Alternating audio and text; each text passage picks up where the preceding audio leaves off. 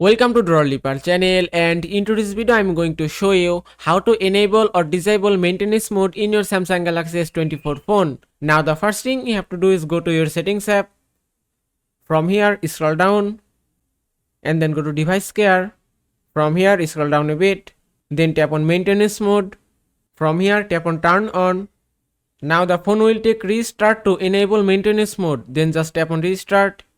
Now the phone will take around 2 minutes to enable maintenance mode. Now you can see the phone will switching to maintenance mode and the restart is complete. Now you can see in my phone maintenance mode is enabled. If you want to disable it, go to same settings again.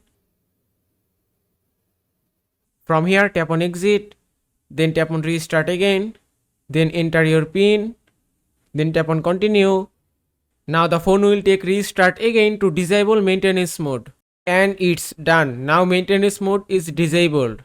And that is how you can enable or disable maintenance mode in your Samsung Galaxy S24 phone. I hope this video was helpful. If it was, please give it a thumbs up and don't forget to subscribe.